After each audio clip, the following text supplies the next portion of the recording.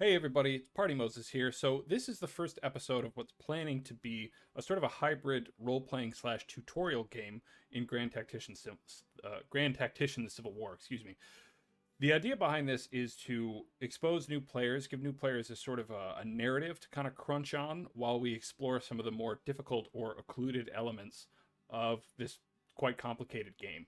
So the idea is that we're going to concentrate on a single army. We're going to concentrate and sort of role play a single army, the army that right now is in St. Louis, Missouri, through the entire duration of the war. So from its initial mustering to its organization and order of battle to getting new recruits and dealing with casualties and dealing with supply and disease. And all the while, I'm going to continue playing the rest of the campaign as I would normally. But I'm only going to make the videos and focus on the battles of this one particular army, just so that we can kind of get rid of a lot of the extra complexity and we can focus on how a single army is supplied, how it's led, how it's organized, and all of its sort of trials and tribulations. And so the idea behind this is to, again, sort of be something that's a bit more narrative focused. It's not quite as big as many of the other campaigns that other YouTubers have done in Grand Tactician Civil War. And the idea is, again, to give sort of a tutorial on this. So a little bit of background on how this campaign has started already. Let me show you some of the starting features here as we're going. So I started here, it's April 15th, 1861. I started in the spring of 1861, as I tend to do. But I advanced time and everything just to get us right to after Fort Sumter, to the declaration of the Civil War. So let me show you so far the policies that we've selected here. So I just went with the historical policy, but in the meantime, I've researched Military 1, and I'm researching Industrialization 1. As soon as this ends, I'm going to research Militia Act 2, and I'm probably going to go straight to Militia Act 3. Now, these are a little historically dubious. I might talk about that a little bit later. And the only other things that I've done so far is I've unlocked a couple of projects. One project in particular. So I've gone through and I've taken Springfield rifles, and I have an order of 50,000 Springfield rifles that will be coming into, hopefully, my soldiers' hands in about 161 days. So it's going to take a while, but that's okay. We're going to get a big bulk order, and in the meantime, we're going to be ordering a lot of other rifles, and we're also going to do some sort of cheeky other things over here with these hauls, which I'm looking forward to talking about. So we're going to dive right in here. So again, I'm going to be playing the entire campaign. So I'll be organizing all the forces in the order of battle and raising armies and things like that all throughout. But I'm going to concentrate mostly on the Western Front over here. This will be a little bit easier for us to follow, and it's going to start as a somewhat smaller and more manageable chunk of the war, so that we can again follow along one thing pretty narratively. So the first thing I want to talk about is readiness. So we can see readiness. I'm going to zoom out here just so we get a few of those icons off. So every single one of the friendly NATO symbols here is going to have this little circle up in the top right corner, and that's going to show basically how ready this unit is to do anything, right? And right now, it ain't ready to do nothing. It is all the way down here, ready. It says deficient. So this bar will steadily go up as more supplies come in, as more men muster, as things are basically sorted out on the administration side, right? So handling an army on the battle map is a little bit different than handling it on, obviously, handling it on a campaign map is different than handling it on the battle map. And a bunch of these things are grayed out, mostly, again, because our readiness is so poor. So before we do anything, we have to make sure that this gets up. And for the most part, mostly readiness will always go up with time. That's it. Just spend some time, sit there, watch stuff happen. The readiness will go up. But the most important panel probably for your army is this Manage Army panel.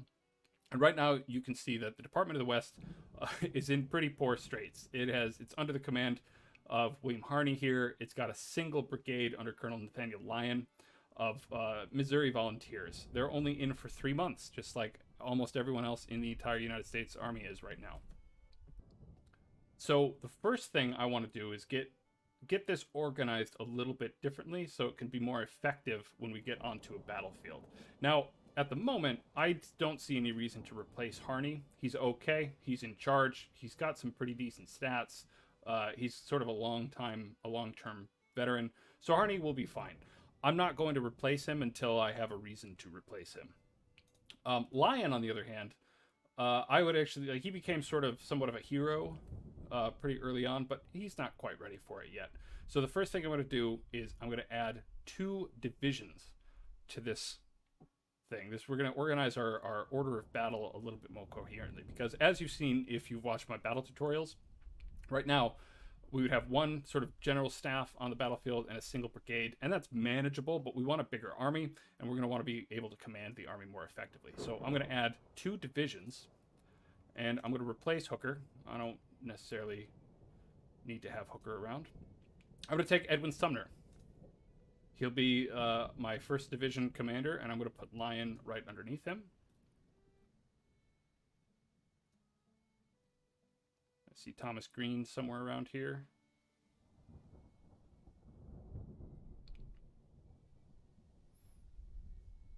I'll take Philip St. George Cook, not to be confused with Philip St. George Cock, who fights for the Confederacy. All right, so now that I've got my 2 divisions here, I'm going to stuff some more infantry in. And I'm looking for around probably 15,000 men for this first army. So I've got 1 brigade of 1,500 Missouri Volunteers, but I want to raise this a little higher. So here you can see our total manpower pool. We've got 83,228 volunteers ready to go. So historically, Lincoln made a call for 75,000 volunteers, and one of the sort of unusual quirks about this that the game tries to wrestle with a little bit is that Lincoln, as the president, could only mandate that these men be mustered for a period of 3 months or 90 days federally. He could not compel the states to provide men for longer than that. And this goes back to militia tensions between the militia and the regulars during like the War of 1812 and various other conflicts. But 90-day men was fairly standard. But individual states could muster men for longer and sort of loan them to the federal government. And so quite a few states actually had much longer terms of enlistment than just the 90 days. So for instance, New York raised a bunch of volunteer regiments at the beginning of the war that had 2-year contracts, whereas Philadelphia only still raised a bunch of volunteers at the beginning of the war, but all of those were under 90-day contracts. And in various other emergencies, they raised more 90-day 90-day regiments as well. So we don't super have to worry about that necessarily right now. Again, we just want to handle what's going on here on the Western Front. So I want to get a couple of beefier, larger brigades, and I definitely want at least 2 batteries of artillery, and I want at least one troop of cavalry. So Iowa has quite a few men. They're nearby. Their state support is 99, so they're very dedicated to the cause here. I'm going to fiddle with their uniforms a bit, make them look a little bit more Western. I kind of like this guy. You can also fiddle with the colors. I'm going to say these guys are, they're 3-monthers. They're volunteers from Missouri. They're probably not going to have the blue coats that our normal regulars have. So I'm going to give them a rust brown coat, but I'm going to leave them in the sky blue trousers. And I think they look pretty good. So I'm going to recruit this one. And I'm actually going to rename these because this is something I like to do just to kind of keep track of things. So rather than Missouri Brigade, I'm going to call these guys 1st Missouri. And this is a naming convention that's more adequate to be applied to like regiments rather than brigades. A brigade would have been brigaded together, 3 regiments brigaded together, at least 3 regiments, often more, sometimes less. But this, the 1st Missouri wouldn't actually have been homogenous to Missouri. It would have been maybe 1 or 2 Missouri regiments and probably like an Iowa regiment, something like that. But whatever. We're just going to call it the 1st Missouri, and I'm going to make this one the 1st Iowa. Right now, they've got mixed muskets, which I don't want. I'm going to give them Springfield muskets. They're short-range smoothbores, but they'll do the job for now. And I'm going to complete this division with a 3rd infantry division, or a 3rd infantry brigade, rather. And looking down, I don't have a lot of really great options in this area. I could draw some men from Illinois. They're sort of west. I'm going to do that. So we're going to take these Illinois boys, And I'm going to give them darker trousers. And I'm going to make them look more like this. I'm also going to upgrade their weapons, and I'm going to give them the Springfield musket. So, Philip St. George Cook, he needs some men too. I'm going to give him... I'm going to start with at least 2 brigades of infantry. I'm going to take one from Indiana. Same thing, I'm going to have them sort of rust brown and dark blue trousers. And I'm going to make them look like this. Give one more. Let's draw some more men from Illinois.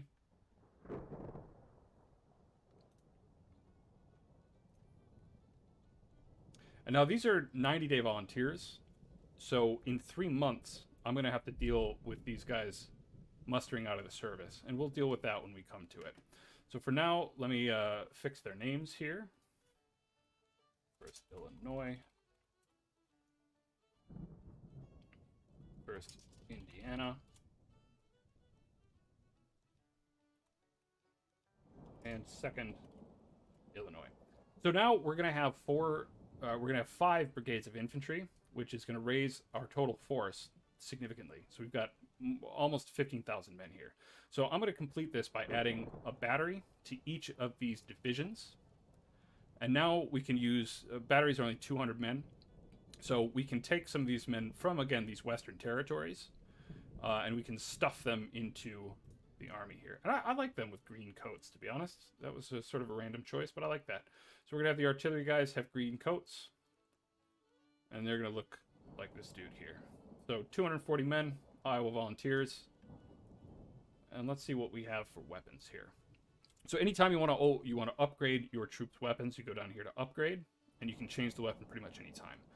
So we do have 16 pieces of 10-pounder Parrott rifles ready to go. We've got plenty of 12-pounder howitzers. That's great. And we have 12-pounder field guns. So I think I'm going to take, just for now, a 12-pounder field gun. That's a good all-around useful weapon. And for this second division here, I'm going to get another... See if we can get some Missouri boys. And again, I'm going to give them that green coat. It looks so sharp.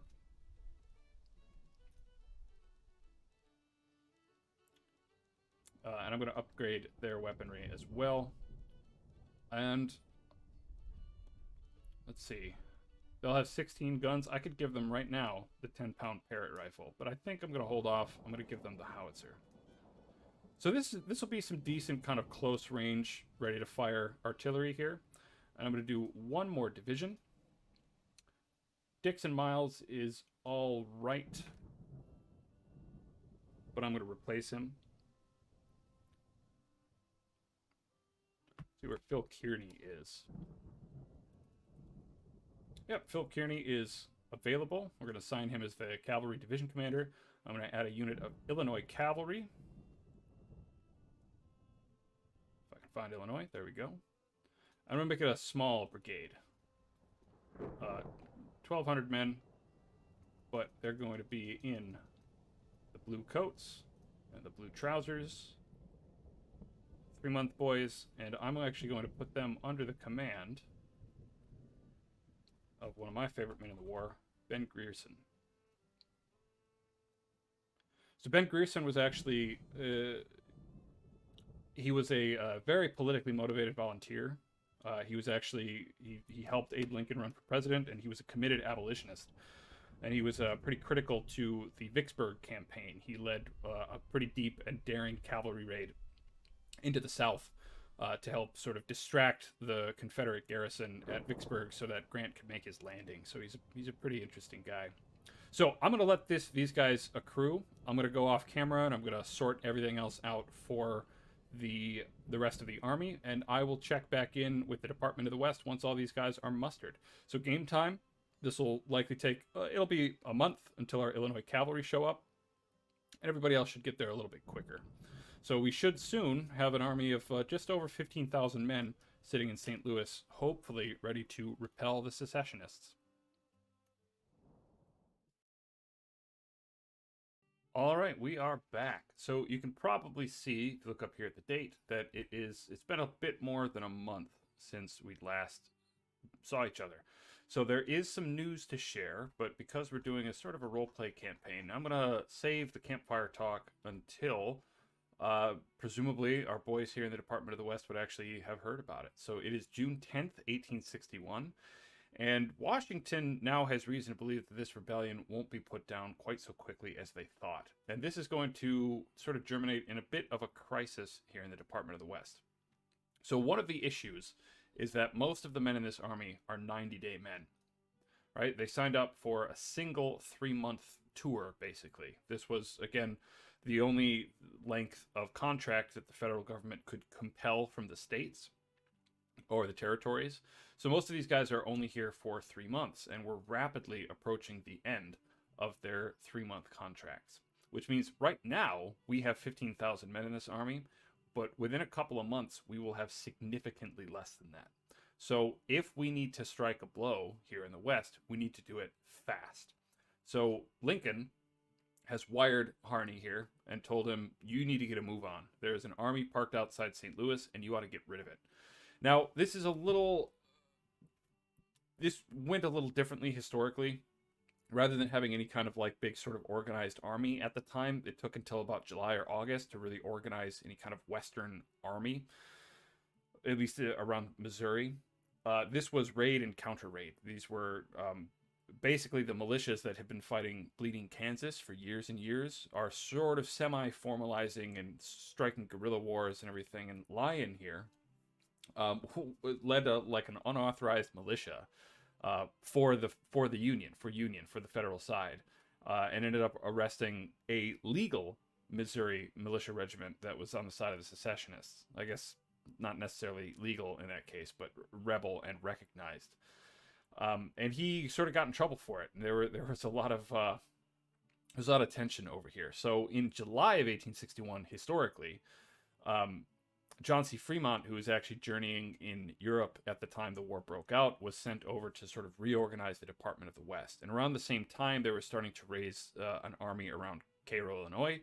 And this is when they decided to put Colonel, at the time, Ulysses S. Grant in charge of the army kind of around Kentucky, Tennessee, Cairo, Illinois, the Mississippi area at that point. So things are at a flux here, and they're going to change even more extremely based on the news that we actually have to share after we accomplish, or hopefully after we fight this next battle. Let's say that.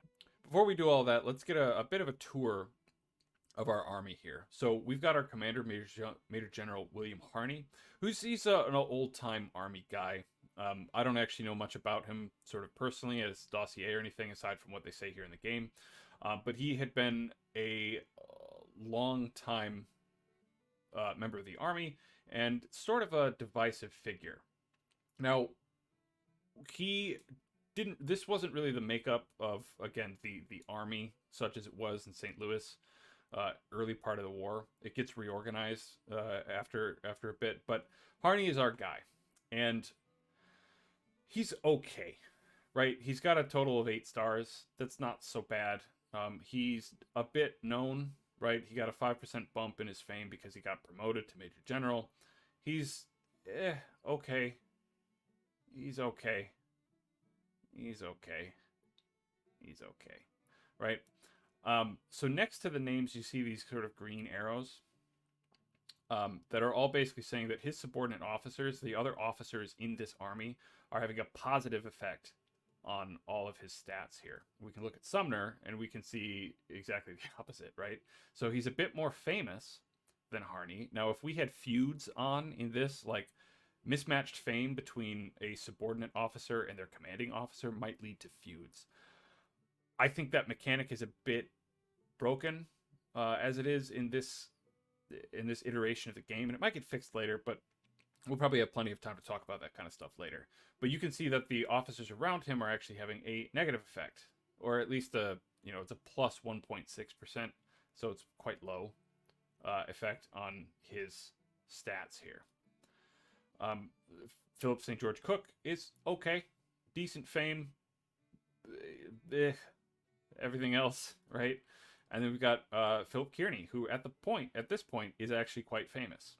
He's also been around for a while. He's a pretty well-known guy. And of course, so we can look at these guys. They've all got pretty decent officers, various skills. I expect they'll do fine in the upcoming battle. There's no reason to think otherwise. But leadership and the personalities involved in this army are just one element of this thing. So there's a lot of different ways we can look at this. And another thing we should look at is their armament. So we have 1st Missouri here. They've got rifle muskets. We've got the 1st Iowa. They have smoothbore muskets. The 1st Illinois also have smoothbore muskets. The 1st Indiana have Mississippi rifles. These are pretty good, quite long range, quite effective rifle muskets. And we've got smoothbore muskets and Springfield musketoons. So these are basically Springfield muskets that have just been cut down as carbine weapons. And our artillery is also okay. 12-pound field gun and a 12-pound howitzer. Both light pieces, both okay. This is a fine 15,000-man army. There's not really much to write home about. Now, getting arms to the Western Theater was a huge difficulty, and we'll address that in a bit coming up. But just know that this was something that was very difficult, and it was at least in the first kind of phases of the war, the Western armies were critically underarmed and undersupplied. So the game actually has ways to sort of deal with that, right? So St. Louis is a great spot. Like, if we zoom out here, we can see there's 4 main rail arteries that all intersect here in St. Louis. A couple of them even go past. So we've got this kind of southern spur here that goes all the way down to Rolla. Rolla, the Confederates built a supply depot here. So if we can capture the supply depot, and if we can capture this supply depot, that would be really great for us. And that makes some pretty, initial strategic goals that we want to do. So we want to kind of pay attention to our army and our state of supply. So we have a level 2 supply depot right here in St. Louis. And the supply depots are something really important to keep an eye on, right? So the one thing, they're here, anything close by, we can turn on a filter, a map filter, that will show where our army is actually getting supplied from. So you can see we're actually getting supplied from quite a few different directions. So we've got this rail head that heads back to Vandala. This goes back all the way to Indianapolis. So that is our kind of main rail hub here. We're also drawing provisions from our St. Louis Armory here, and we're actually getting resupplied from the river. So this is really important. If we were to lose, say, Cairo, that supply route from the river would disappear. That would be in the hands of the Confederates. So we don't want to let that to happen. So that is another kind of strategic goal we need to keep in mind as we start thinking about how we're going to move around the Western Theater here. So we're also getting supplies from this rail route that goes all the way out here. And that one's a little odd, right? But it's coming from the river, coming all the way from St. Louis, or St. Joseph, I would imagine, and then cutting across down here, right? So I leave these off for the most part because I think they kind of clutter the map, but it is important sometimes to turn those on to see where your army is actually getting its supplies and drawing its supplies, because that might influence where you move when you have to make movements. So my plan, Harney's plan, is we want to go confront the Missouri State Guard. We want to take this supply depot, and we want to liberate Franklin. And if we do that, once we do, depending on where they retreat, we might want to actually go over here and seize the Rolla depot and Rolla as well. But once we get to the end of that, we can no longer use the rail when we're making our kind of motions sort of deeper country. So, but first we have to fight the battle. And we should also kind of take a little bit more careful look at our state of supply, because we have a lot of information about our supply. So first of all, we have our latest supply ratio. This thing gives you a ton of information. So mostly all you should just kind of look at this and say, okay, we got 100% supplies. That's great. That's awesome. But if we want to look a little bit deeper, so it breaks everything up into, we've got provisions, forage, artillery, and small arms ammo. So provisions are what you feed your men, what you feed your soldiers, right? And so we consume, I don't know exactly how they break this down, whether it's per week or per month or whatever, but we consume 51.8 pieces of provision, and we get local supply, combined local supply, From depot, we get about 40% from the nearby depot, the level 2 depot in St. Louis, and we get 13 of it from local supply. So that's basically like buying food from shops and stuff in the city of St. Louis. So our men are eating fine. They've got just over 100% of their available provisions consumption, which is great. But forage is food for our horses, and we consume 6.1 pieces of that. We don't have as nearly as many cavalry as we have men, but cavalry consume not only provisions because they have soldiers, but also forage because of animals. And I'm sure that the horses in the batteries count and all sorts of things like that. So we're also drawing a little over 100% from supply from depots and from local supply. So we're doing just fine on that. And our artillery ammo, we're also getting, we have plenty. We have plenty of that. We have plenty of small arms ammo. So our supply is doing great as long as we have a 15,000 man army in St. Louis. As soon as we leave St. Louis, those supply lines are going to start to get thinned and stretched and become stressed. So that's something we're going to have to keep an eye on as we maneuver. But for right now, we are perfectly fine. We're ready to go. We're at green readiness. We're at excellent. We have everything. We've been sitting around marching and drilling and parading through the city and getting ready and resting. So we have 415 disabled men. So these are just sick. They're sick. Soldiers get sick. Bad weather makes people sick. Disease makes people sick. And luckily, we don't have any wounded, and we don't have any deserted or missing in action. So that's great, actually. And we've got our 32 guns, and we can go down and just kind of look. We've got 2 artillery battalions, and each of them have 16 12-pounders of various types. And again, our fighting strength here, just over 15,000 men, 3 divisions, and 8 brigades. Our morale, this is another really important part, is eager. So we get a few morale bumps based on various things, right? So we have a 19.2% morale recovery rate. And basically it just says how fast we recover morale after we take losses or after we fight a battle, something like that. We get a bit of a bump because we're connected by telegraph to the rest of the country. And we have fighting spirit at 100%. And that is our top cap of morale for any army, right? If we ever go into enemy territory, that cap is going to drop to about 70%. And so that means our morale will never be higher than that 70% if it were to drop. But because we're on friendly territory, because Missouri right now is still part of the Union, we have 100% fighting spirit. We're fighting on home territory near our homes for defense of the Union. And so everybody's really motivated for that. So our morale is excellent. We don't have any leadership problems. We don't have any supply problems. Our army is ready and raring to go. So we've also just been sitting around for like 2 months now, right? Like there has been at this point, at least for the Army of the West, the Department of the West, there has been no news back from East. The armies have basically just been staring at each other across the Potomac. And we don't really know what else is going on. But we thought maybe a demonstration of mustering, maybe getting 75,000 recruits. And we're actually just about there. We've got 72,000 men in the uniform right now, which is just about equal to Lincoln's first initial call for volunteers, for 75,000 volunteers put down the rebellion. So we're ready to go. We're ready to smash this rebellion, and we want to do it. So what I'm going to do is take Harney and the Department of the West, and I'm going to point them over here to the Missouri State Guard, and I'm going to let them go. So again, we have that same little orange circle that comes up every time, and I want to just make sure that I have rail movement selected, because that means that they're going to travel on the railroad. And as we go, you're going to look up here, and you can see that we have 76 out of 173 total railroad movement points currently in use, because the Department of the West is actually occupying the rail, right? So that's going to go away as soon as they get off the railroad. But for now, we're just going to let them go. We're going to watch them approach the Missouri State Guard, and we're going to get ourselves into the first battle of the Department of the West.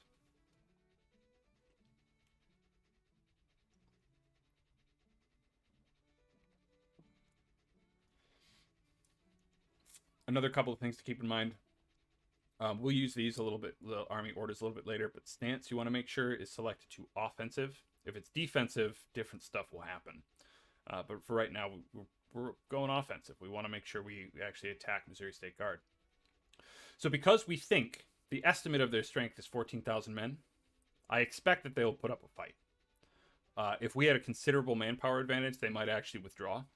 But no, it looks like they're going to make it. So we get a bit more information about the number of men and the type of men that they have. So they outnumber us. So if we look at our army here, Department of the West, right?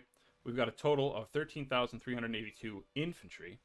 You can barely see the kind of shadow over here of infantry. We've got 1,300, just 10% of our total force in cavalry. And we've got 32 guns. And we can look over here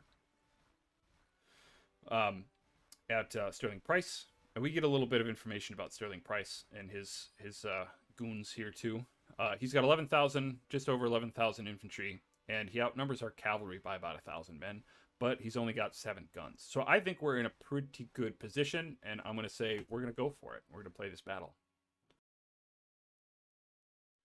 All right, so back up here. Again, this is the first screen you're always going to see when you muster into a battlefield like this. And this deployment thing always comes up. We just, yeah, I understand we have to deploy our men for battle. You can just click that away. So this telegram will give you information. Scouts report the enemy is near Franklin and is preparing for battle. We're facing Missouri State Guard under command of Sterling Price with a strength of some 14,000 men and 7 guns. The enemy army is green, and the morale, green meaning they're untrained and inexperienced. That's what that means. The morale is reported to be confident. Reports indicate their supply situation is outstanding. The supply state of our army is also outstanding. So that's pretty great. So we could look at this stuff later. It's a bit more important if we have reinforcements and stuff coming up. We don't need to. So we're going to click that away. And for now, let's check out our order of battle. We've got Harney here, and we're just going to kind of put him over here just as a sort of a holding place here, right? I like to turn the map around just so I can kind of get behind my boys.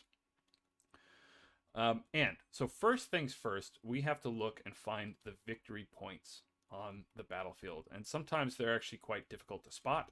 And it's all the way over here, which means we've likely got a long way to go because the AI typically is going to cluster around their defensive points here, and they're going to try to defend them. They're also outnumbered by us a little bit, which means they're probably going to play a little bit more defensively. But they do have a much larger deployment zone, and we can tell that because they basically have control of almost all of the entry points on the map. They've got 4 of them, which means their deployment zone is probably something that covers basically this whole part of the map. So we might encounter them somewhere over here, right? They might kind of try to cut off our line of march. Our easiest roads to get here are either going left along this pike here or going right along here. So we're in this tiny little zone on this single road. So we actually have to be very careful about how we decide to deploy and march toward the enemy here, which means we're going to have to rely on our division of cavalry under Kearney and our brigade under Grierson. We're going to have to use him to scout ahead. We want to make sure that we don't actually blunder into any prepared defensive position, because if they have it here, if they form up on Big Mountain or Big Rock Mountain, that would be a very difficult position for us to assail. So we might actually do some even fancier marching to get around them to try to go for that victory point. I suspect the AI is probably going to cluster around their victory point, but that's a guess. I don't know. So we have to be really careful, and we should use our cavalry scouts to make sure that we don't make any mistakes. And I'm also going to put these guys into march columns because I suspect we're mostly going to be marching for quite a distance before we have to deploy. And I'm actually going to deploy them basically like on the road. I want to make sure that they are sort of formed up and ready to go. I want to get my commanders off the rivers too. But first things first, I'm going to have Grierson here is going to go on ahead. As soon as we start the battle, I'm going to send him ahead to scout. So first, I don't want to move him too far because I know that the enemy deployment zone is pretty extreme. So I'm just going to send him up to about here, just past this sort of Stanley farm. And I want to have him give a look. I'm also probably going to peek past this orchard up onto the Big Rock Mountain because I want to make sure that the enemy had not already formed a defensive position up here on this mountain. That would be pretty bad for us. So I'm going to go ahead and advance time a little bit, and we'll watch Grierson deploy his cavalry. So another thing to point out, right, as this is going, we have... Okay, that is still going. We have our order of battle is something that I've formed up kind of on purpose. Right, I did this at least a little bit. I could have put Grierson into the 2nd Division under Cook, but what that would have meant was I can't really use Grierson as a detached scout. And because he's basically in this single brigade division, Kearney will always be really close by, which means that orders that I give to Grierson's brigade will go through pretty quickly, right? Because if I were to say, let's say I want to move Kearney and I would give the orders by division, I have to wait for that to come all the way from Harney. So Harney is going to literally send a courier all the way over here to tell Kearney to order Grierson to go past this orchard, right? That's going to take a while. So we can literally watch the courier, if we can find him, if he's even gone yet. Yeah, we can watch the courier. I guess he went pretty quick because we were at 10 times speed. We can watch the courier go and then send the orders to Grierson here, right? On the other hand, right, if I give an order just to Grierson, as soon as I confirm it, it's going to come. Oh, I've done it again. I've done it again. I've gave it from the division order. So again, we're going to get a courier to zip over here to tell Kearney to order Grierson to march forward 25 feet. There's the courier. The order gets dispatched. There he goes. Right? But if I've got Grierson himself, I can just tell him to go, and it's going to go a lot faster. So it behooves you, as you're making your order of battle for your own campaigns, to make sure that you have this stuff thought out ahead of time, because not having a scouting arm can be a big mistake. It can be something that actually like severely affects your ability to fight a battle effectively. So I'm gonna just kind of scout Grierson along. I'm gonna try to locate the enemy, and I'm gonna march my men. I'm probably gonna kind of just play with the speed controls a bit because I don't want to be too bored. But I'm not going to belabor the explanation of everything that I'm going to do. So I'll just speed this mostly along as I go.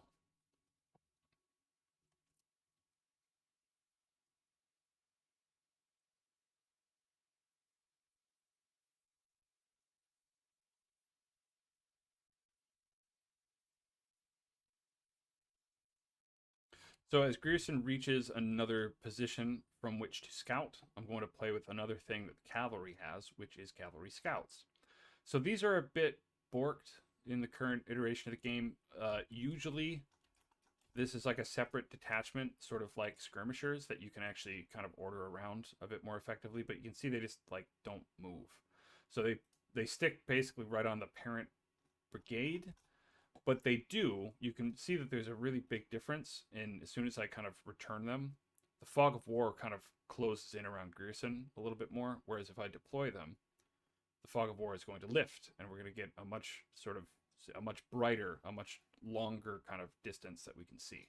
So I usually keep the scouts sort of withdrawn into the parent brigade, and then as soon as I get to a point where I want to look a little bit more, I deploy the scouts and then return them. So I'm going to let Grierson keep going. My army is marching. They're getting a little cluttered up on the road, but that's okay.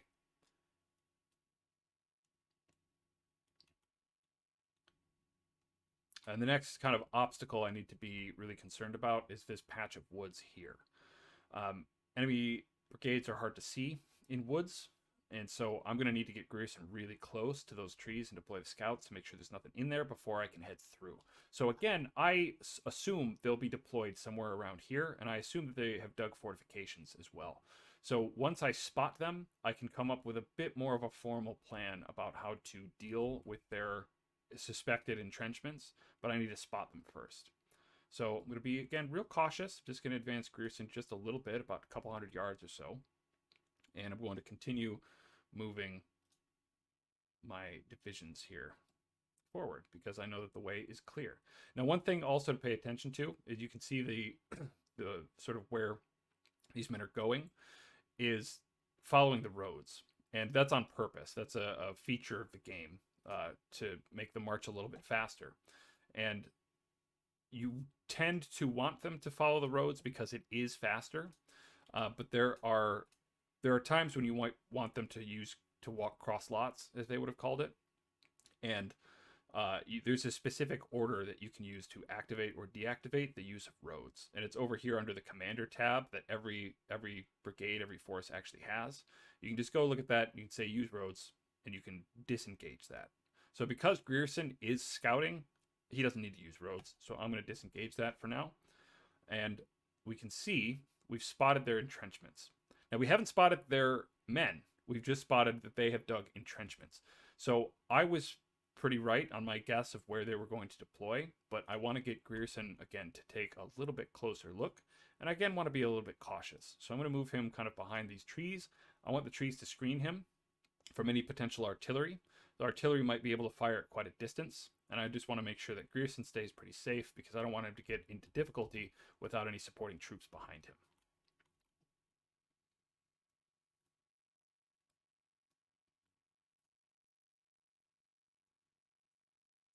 Okay, and there they go. So this is actually a really decent deployment on part of the AI, right? The AI took a look at my deployment zone, which was only this one here, knew that I was kind of bottled up in the corner, and knew that I would be likely to take this road coming all the way up to their victory point. And they were right. That was basically what I was sort of forced to have done because of those single roads and because of the terrain of this map in particular, right? A lot of these kind of heavy creeks cut off the different ways I can move, and there's only basically the one road that goes from where these two main roads meet off to where the victory point is. So there's not really much else I can do. I can try to make a long march down this way, cut cross lots, and then come around to the back of this road, sure. But what I think I'm probably going to do is take advantage of this high ground here. So they are set up along that road, and they might have done a little bit better to deploy sort of around here, because I would have to force my way past them that way, or go on a major diverting march. And both of those would take a long time, and the enemy would be able to respond to them pretty easily.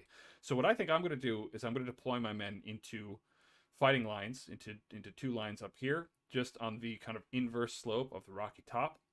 I'm going to march them forward.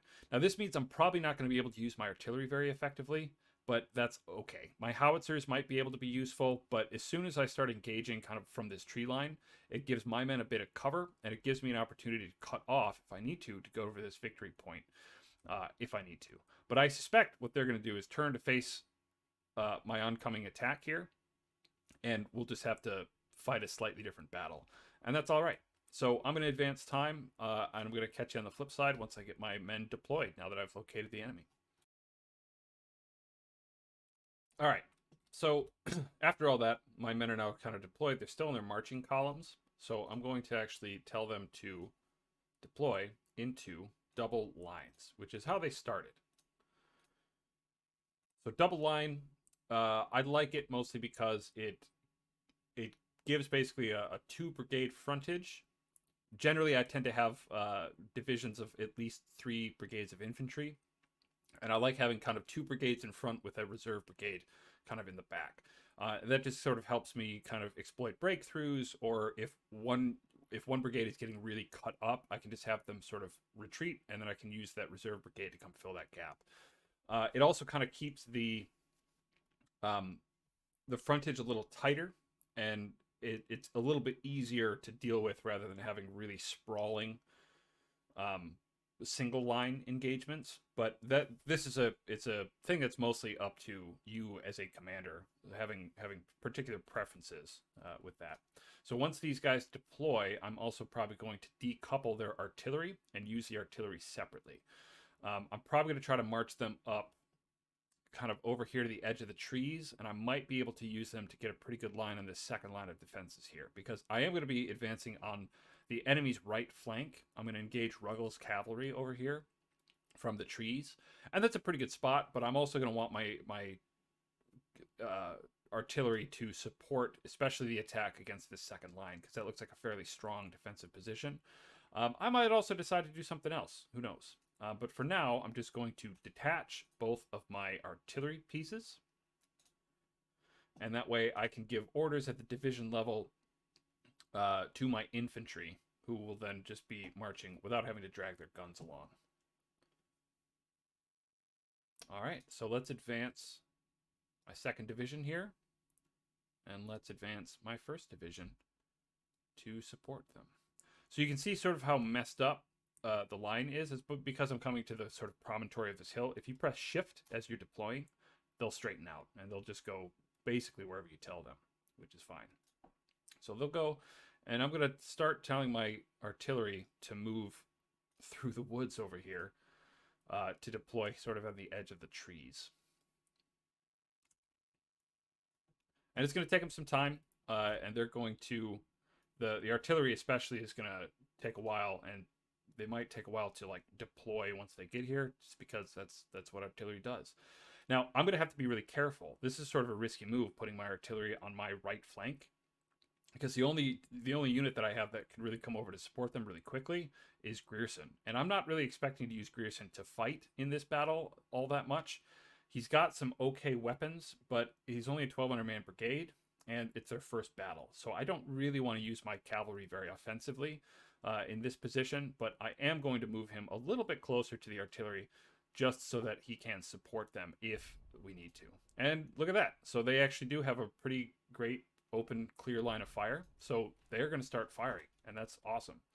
I think I'm going to have them bombard the infantry line,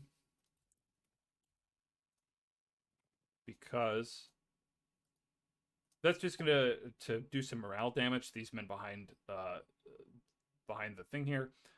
And again, you don't really cause a lot of casualties with your artillery. And plus, like I've explained, if you watch any of my sort of like army tutorial videos, when you put your artillery into bombard, they seem to accrue experience a lot faster. And I don't know exactly why that is, but it seems to be the case. And so that's what I'm going to do. But remember, they're always going to have this morale debuff because they're outside the influence of their commander, and they're not, but they're detached from it. So they're always going to get a bit of a morale debuff, and that's actually going to take their morale down by 10%, which is not insignificant, right? And one thing kind of neat here, you can see that the enemy men are lying down behind the entrenchments, and we can't see them anymore. We can only see the line of entrenchments. And that's both because they're lying down, and they're lying down because that gives you better protection from artillery fire, which is pretty great. So another sort of nice thing about, they positioned their artillery really badly. They won't be able to get a clear line of fire across their own men at my men here in the trees, which is good. So I'm going to advance Cook in my 2nd division over here onto their extreme right. And I'm going to give them the advance order, so they try to stay in order and fire whenever they get in range. And I'm going to advance my 1st division to support them. And I'm going to speed up time a little bit. I'm going to make sure my scouts are also pointed that way and get Grierson a little bit farther forward to get a better spot.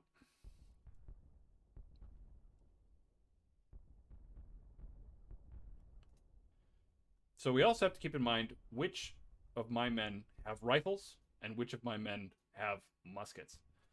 I mean, they're all muskets. They're all rifle muskets, but you want to make sure you have your long-range guys, able to use long range. And so I'm actually going to change Lion here to using long range, and I'm going to wait until Hatch deploys in order for him to use long range as well.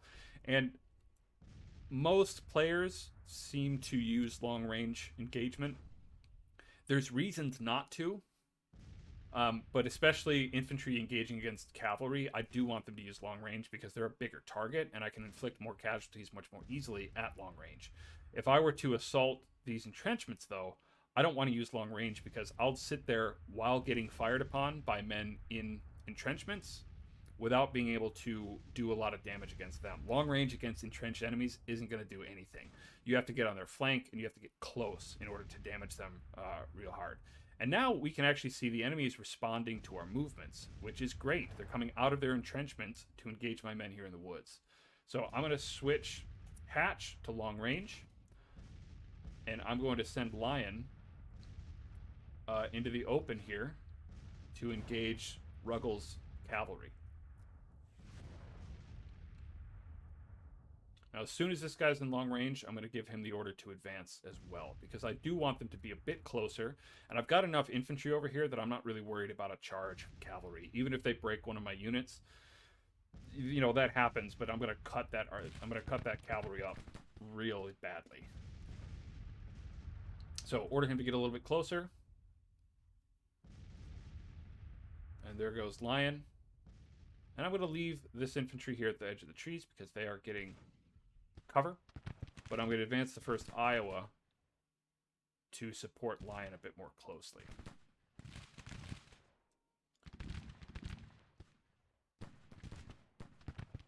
So my artillery has done some casualties against these 2 brigades, about 10 on these guys, and now the cavalry is starting to get cut up by my infantry. But I'm going to switch them back to fire at will, so they can shoot at any target that they have, which includes, again, the cavalry. And shooting at cavalry with artillery can be pretty terribly effective. Make sure this order actually goes through. And I'm going to move Hook up quite a lot closer. And I'm going to move Sumner up a lot closer as well.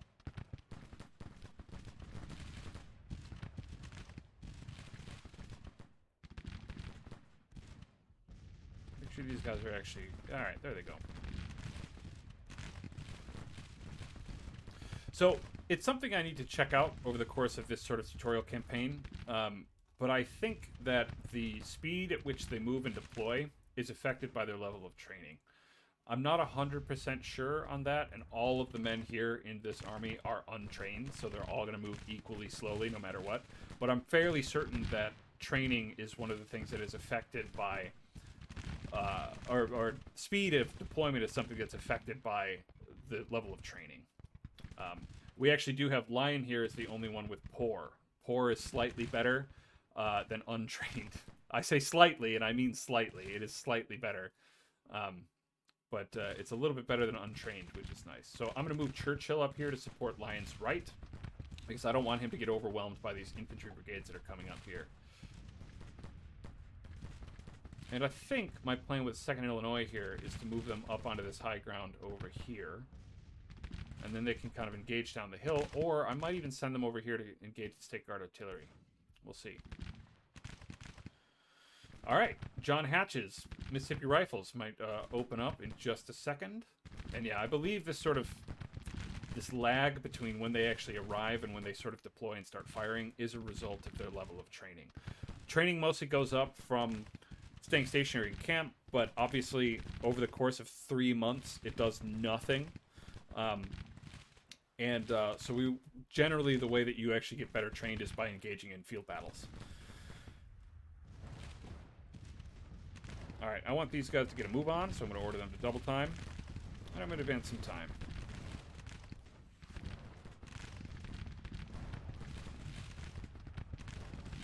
My artillery are having a great time.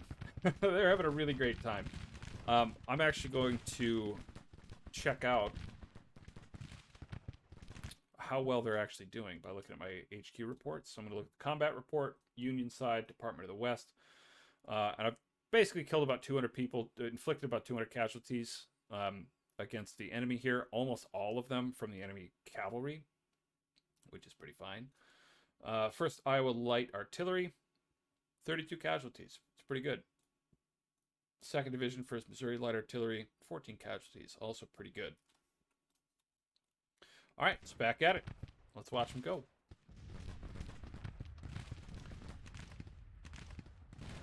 So Churchill's 1st Illinois here should open up any old time. It looks like they've got a brigade of infantry advancing, and if they don't... Oh, they're not at long range. That's why. So one thing to watch out is our ammunition. They've got about 60 rounds in their cartridge boxes apiece, and I want to make sure that I don't run through that all with my rifled men, my rifle armed men, because that could end up being really bad. My most useful weapon at that point would be taken out. So I'm actually going to advance 1st Illinois a little bit farther, so they get better shots against this clump. And yeah, so my 2nd Illinois is slowly deploying. As soon as they get here, I'm going to march them right down here to support.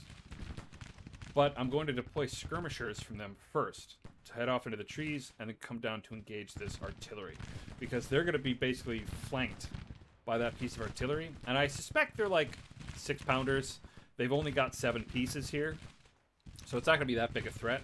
But I want to make sure that I have something doing something to it rather than just kind of letting them sit there.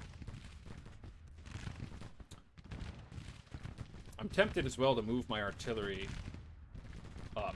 And actually, I am going to do that. I'm going to move my howitzers forward here. I'm going to order them to advance. So they should be firing as they advance. And as soon as they get into place, I'm going to order my 12-pounders to come up and support them as well. In the meantime, general firing. I've taken extremely light casualties so far. And 2nd Illinois is already being fired upon by their artillery, so I'm going to order them to long range. I'm going to order them to wheel to their right and engage this cavalry from the rear. And Abercrombie's detachment is going to head straight for that artillery.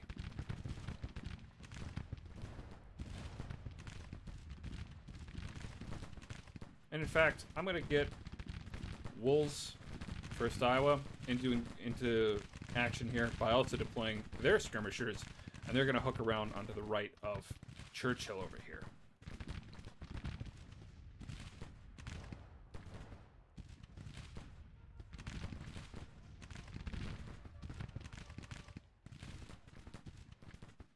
Get them to advance and tell them to run. I'm also going to tell these guys to run.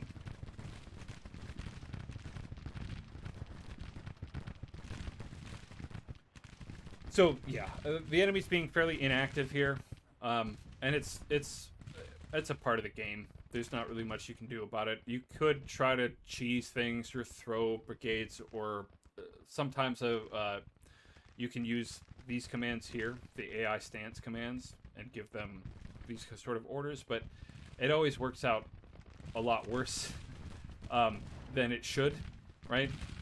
And so I generally tend not to do that. So it looks like I'm probably going to have to withdraw these skirmishers, but they're in a pretty decent position. They're in cover, and they're sort of at least occupying the battery here. So because they're in... Okay, they're out of cover now. I really wish they'd get in cover. The creeks always provide a sort of dubious cover in any case. So let's see what happens there. I think mostly they're just going to get cut up because they're moving around too much.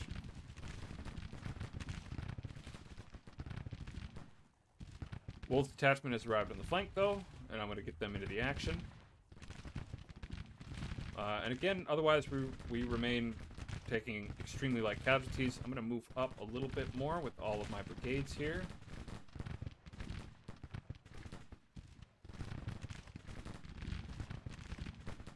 And I've still got the 1st Iowa down here in reserve. And yeah, these guys are just getting cut up to no purpose, so I'm going to bring them back. I really wish they had actually deployed on that creek and stayed in cover. But, you know, things happen. They have inflicted a few casualties against this brigade, which is great. And I don't believe they've inflicted any casualties against those guns. But that happens. That's life.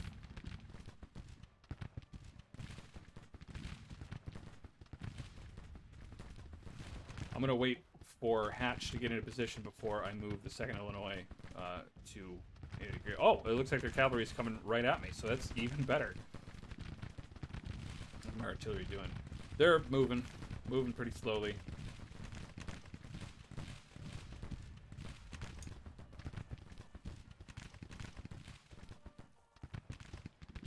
Those artillery calls have to be the most annoying thing on earth.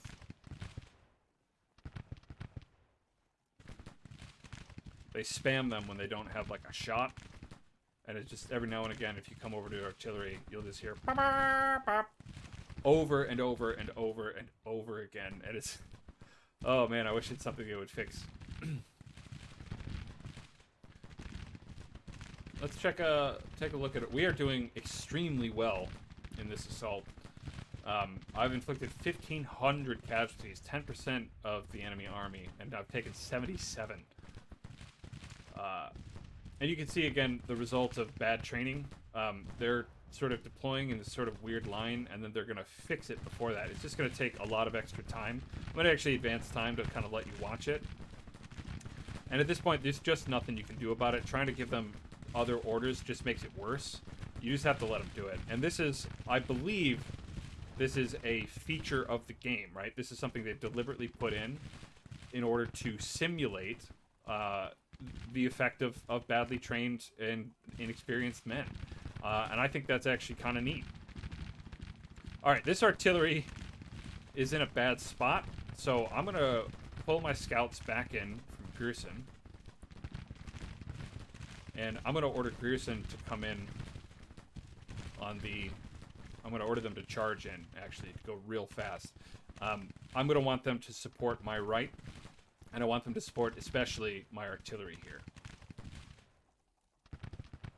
Pull the skirmishers back, let the howitzers really open up.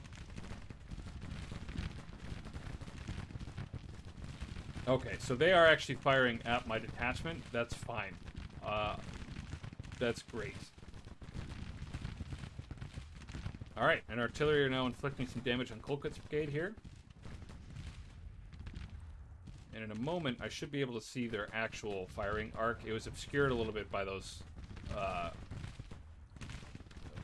skirmishers. But it looks like they've got a pretty clear line of fire. And yeah, here comes Grierson. And yeah, so this Colquitt's brigade here is actually in range of my canister. And my howitzer firing canister is a deadly, deadly combination. So this is bad news bears for the Secesh here. Alright, now Grierson is in line. So I'm going to do another neat thing that you can do with the cavalry here, and I'm going to order them to dismount. So they're going to get off their horses. They're going to have 3/4 of their men are going to form a firing line, and 1/4 of their men are going to hold their horses. And I'm going to order them forward to engage generally.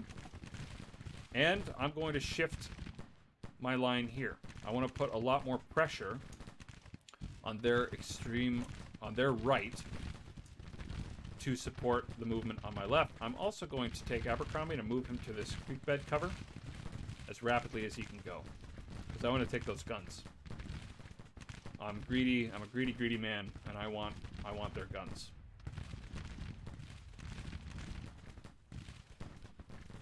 Artillery, again, you can see how little experience they're getting. And I guess it's somewhat relative to the rest of my brigades. Lion has been basically at the front of the firing line this whole time and is at about 1/4. And the same over here with the 1st Indiana. Hatch, they're about 1/4 of experience. And the guns, I think, should be a little bit higher. They're about at an 1/8 right now, right? And they've been doing some pretty good work. So it's just a thing in the game that advances quite slowly. And unfortunately, because the Secesh are withdrawing in relatively good order, I'm likely not going to have an opportunity to grab this gun unless Abercrombie gets over there really quickly. Normally, if you drive a lot of these guys away and like in disorder, right? If you make them retreat like that, as when they're broken, you actually have a lot of space to let your cavalry just go nuts and go charge their guns and take everything. And by pushing them like this in the sort of 11th hour of the battle, you can hopefully drive more of them into breaking.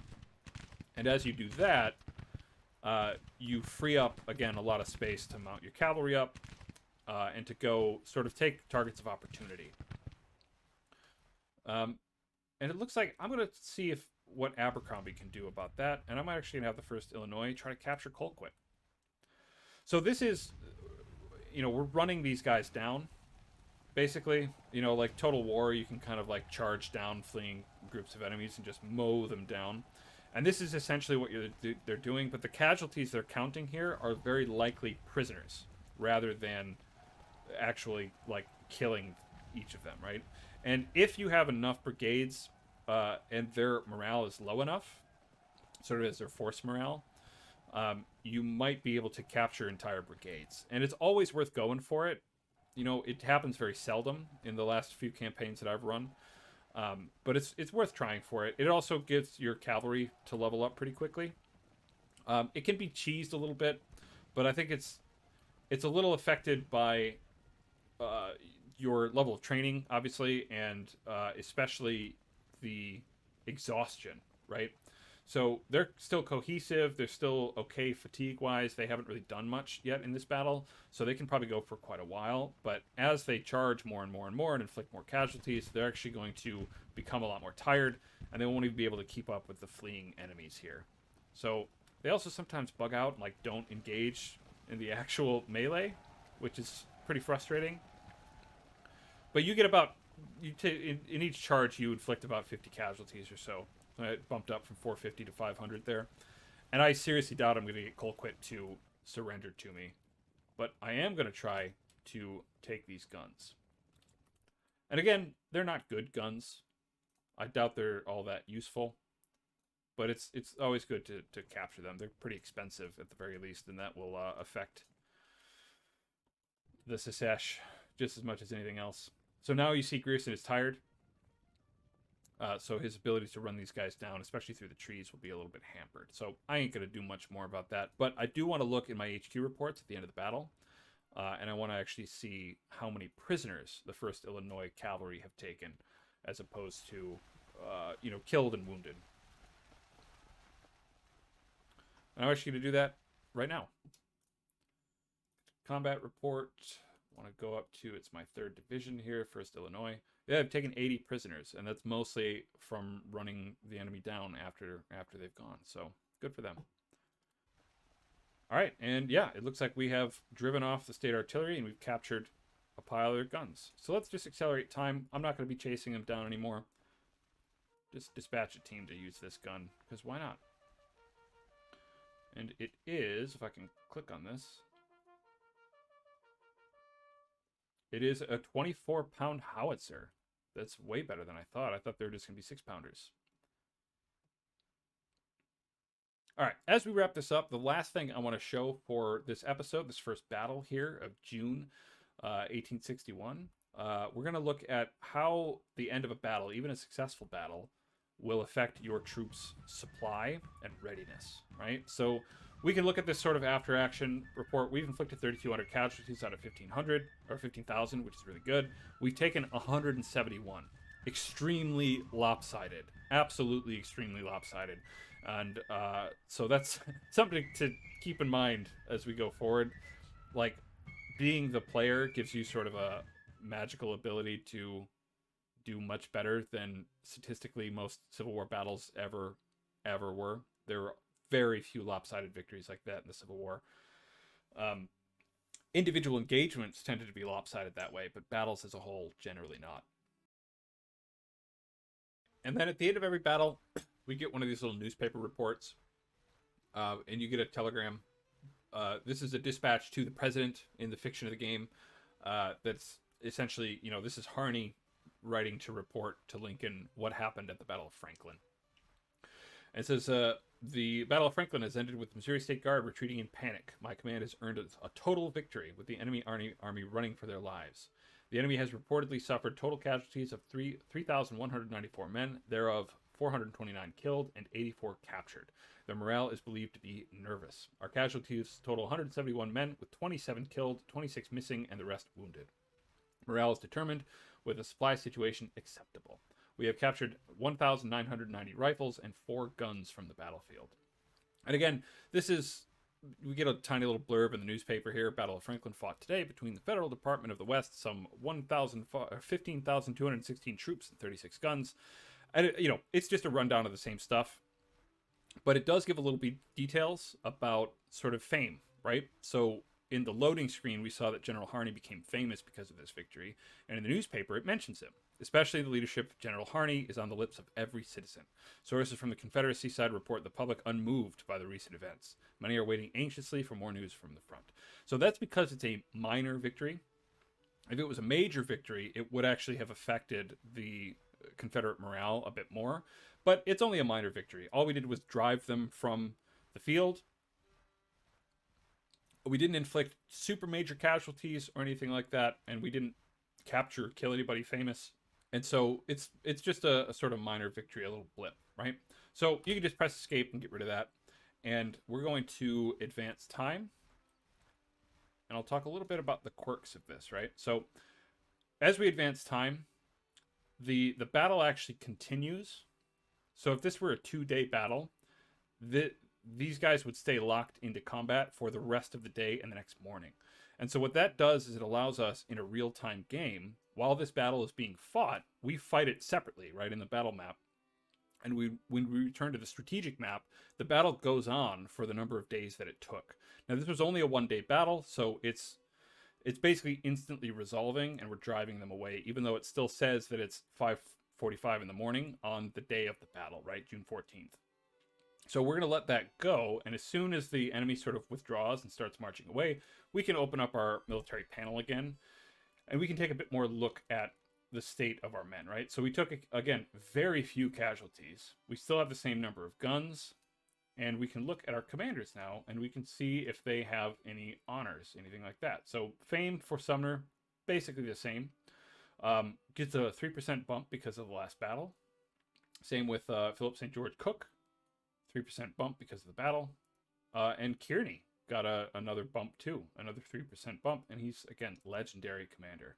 So Lion, same, little known. Wool got a little bit of a bump here. Churchill did okay. Hatch fought pretty well. And you can mostly see that the renown tends to... It has to do with what they do in the battle, but it also is reduced basically down the chain of command, if that makes sense, right?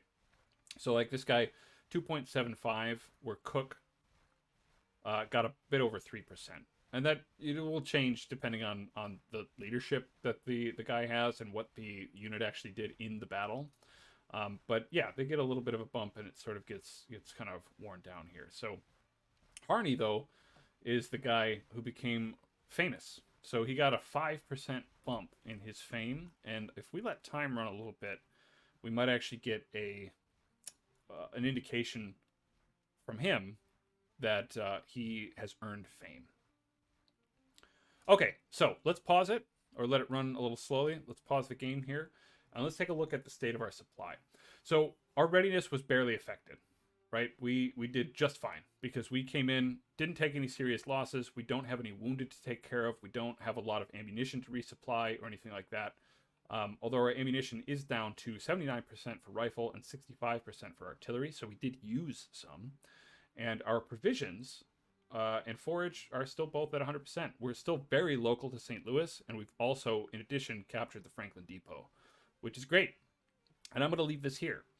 You can abandon it, and it says parts of the stored good are sold or utilized, and I don't know exactly how that manifests in our finances, but for now, I'm just going to keep it there. So we've captured 463 pieces of, weapons, uniforms, small arms ammunition, and so a pretty decent amount of artillery ammunition. So that's great. I will definitely keep that. We could also look at the weapons that we've captured. Now, the tooltip always says we've captured rifles, but generally what they mean is we've captured either mixed muskets, and that's fine. And occasionally we're going to get a handful of Plains rifles or Model 1817 rifles or Mississippi rifles or something like that.